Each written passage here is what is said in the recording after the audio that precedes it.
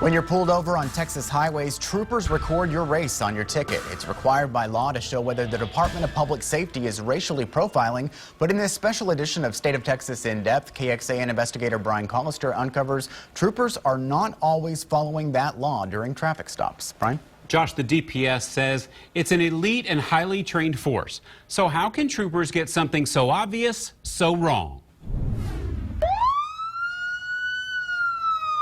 A DPS trooper, siren blaring, coming up fast. He pulls over this driver for speeding last May. Pastor Gonzalez Sosa only speaks Spanish, tells the trooper he's from Mexico. But guess what race the trooper, who's Hispanic and also speaking Spanish, marks down on Sosa's ticket? White. The same thing happened to Sergio Raul Mejia when he got a ticket this May in Georgetown. The trooper reported Mejia as white. Well, that's bad. I'm Hispanic. He was not supposed to fool white people. You don't think you look white? No. Both of you drinking? In every traffic stop, state law requires peace officers determine the driver's race to the best of their ability and document it. The law is very clear. Race and ethnicity are treated the same. Troopers must pick from these categories, which include both white and Hispanic. But we've discovered examples of race recorded incorrectly after we poured through millions of DPS traffic citation records. Like these drivers seen on dashcam video, all Hispanic, including David Ramirez Bautista, speaking to a trooper who apparently doesn't understand Spanish.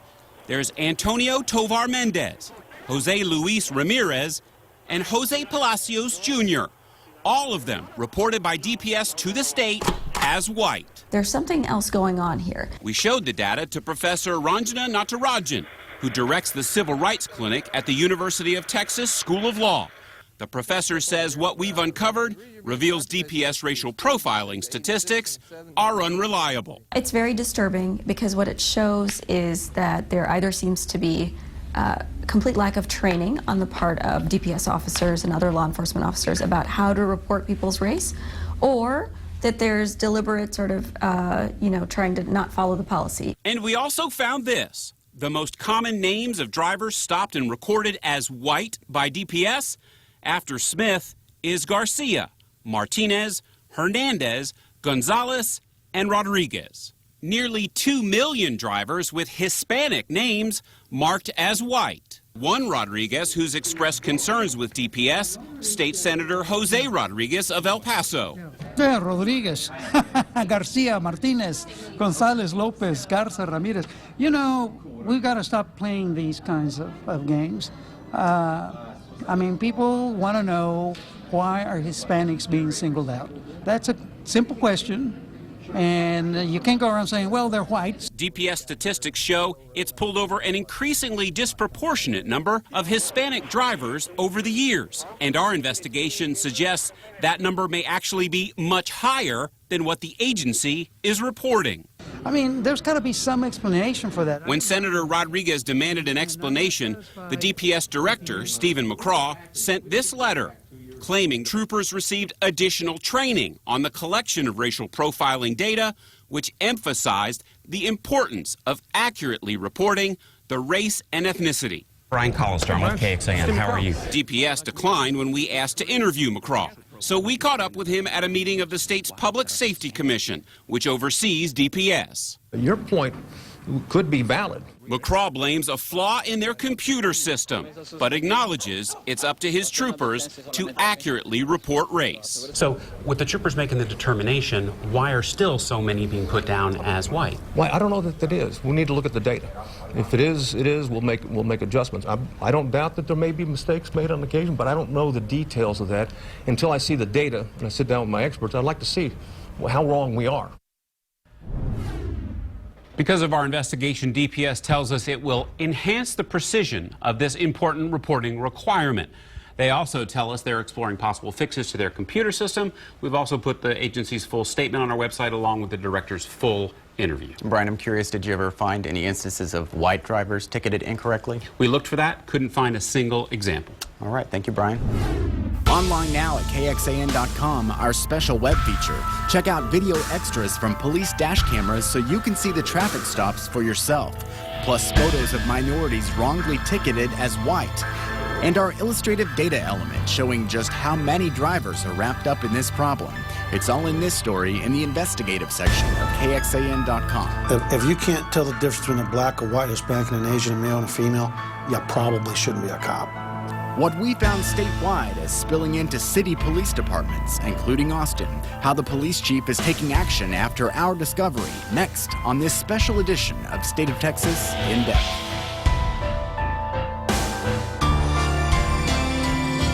Only 4. Welcome back to this special edition of State of Texas in Depth. When police pull you over, they're supposed to record your race on your ticket. It's required by law to show whether officers are racially profiling. But KXAN investigator Brian Collister discovered some at the Austin Police Department are not always following that law. Brian? Josh, and because of our investigation, the police chief is ordering a review of his department's collection of traffic citation data. This all comes at a time when many minorities in Austin say something finally needs to change. I can't change my color. I was born this way. And other black people can't change their color either. They're just being profiled for no reason. I'm tired of it. Anger and frustration. My fear is that when I get in my car and drive to my job, that I will be stopped by the police. Can I get a few tickets, okay? The fear of racial profiling by police is very real for many in Austin, including Danielle Yanis. I'm a Chicano. Yanis believes Austin officers pulled him over last year because he's Hispanic. Within 5 minutes, there were 4 other cars, and I had 8 policemen surrounding me.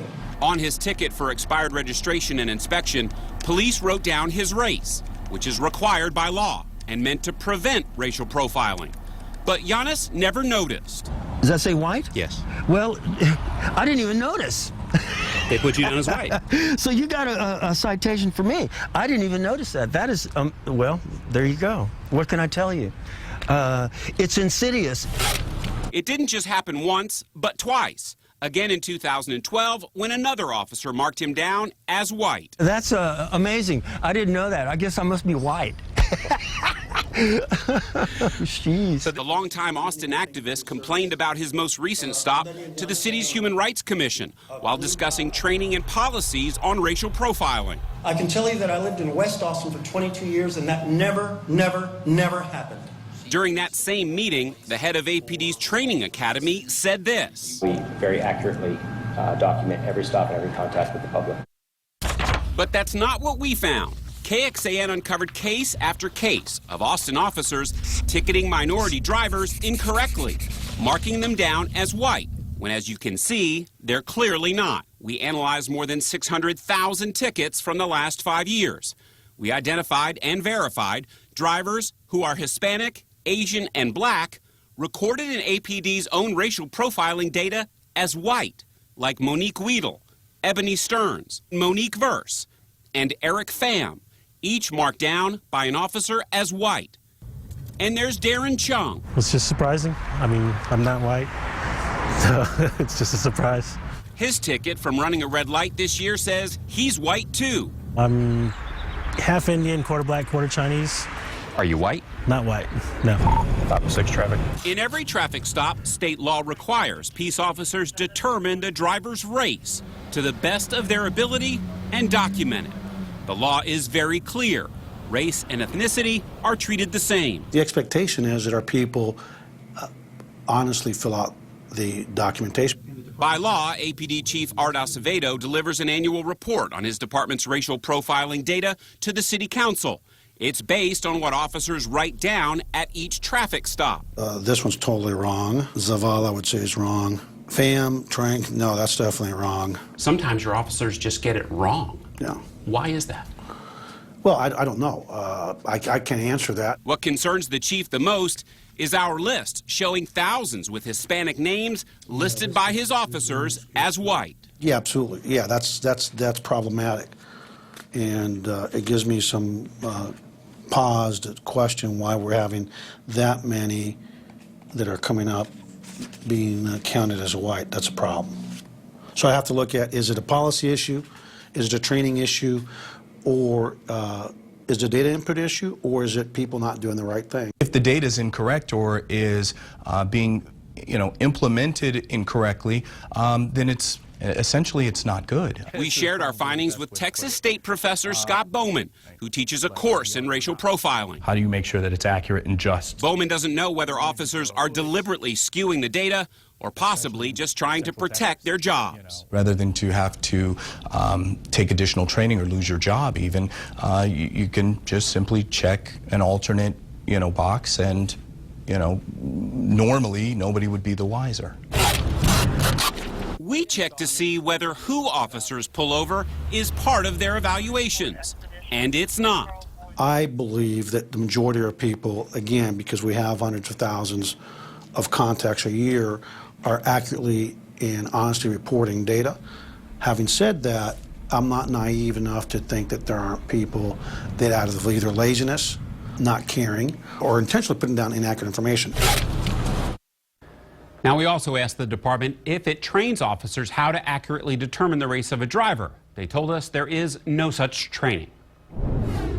Ahead, Austin's police chief joins our roundtable to talk about these law enforcement concerns, plus how state leaders are taking action after our investigation. Coming up on this special edition of State of Texas In Depth.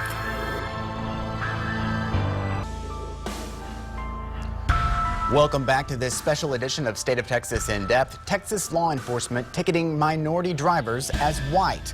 After our investigation, the heads of the Department of Public Safety and of Austin Police both say they're looking into the inaccurate reporting within their agencies. Now, after we showed him what we discovered, State Representative Garnet Coleman is calling a special hearing this week of the House Committee on County Affairs. He plans to ask DPS how it can have a computer system with no clear or simple way to record someone's race as Hispanic. Ask DPS under oath. Well, how can this not be the case?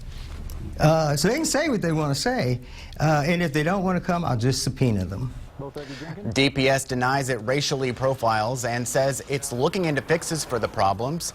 We'll, of course, cover the hearing and let you know what happens. We invited DPS Director Stephen McGraw to join our roundtable today, but his office declined twice. Austin's Police Chief Art Acevedo accepted our invitation, as did Professor Ranjana Natarajan, the director of the Civil Rights Clinic at the University of Texas, and our own Brian Collister. Welcome, everyone. Good morning. So you've been talking about some changes that you're looking to make, possible, review after Brian's report. Can you kind of give us an update where you're at with that? Well, we have secured an actual expert to come into our department out of the University of Texas in Arlington, and they're going to audit our process, our data, our training, the supervisory part, everything from A to Z, to ensure that A, we are practicing best practices, and B, to identify if we have a problem or is it an isolated issue. So I look forward to that information, but one of the things that we've learned since we spoke is that about 50% of citations are automated. It's an automated program, including our warnings. And unfortunately, when they print, it prints the race but doesn't print the ethnicity. So even though we capture the data, when the person receives their own copy of the ticket or the written warning, Hispanics would come out white. So it doesn't explain maybe black or Asian, but that is an issue. Luckily, we have confirmed that data is still there. We can still go back and get it, and we're going to come back and look to see if we have to update our report. Yeah, so that's one of the things we've also heard a lot about with Hispanic. There's a difference in race and ethnicity, but the law doesn't really explain that difference.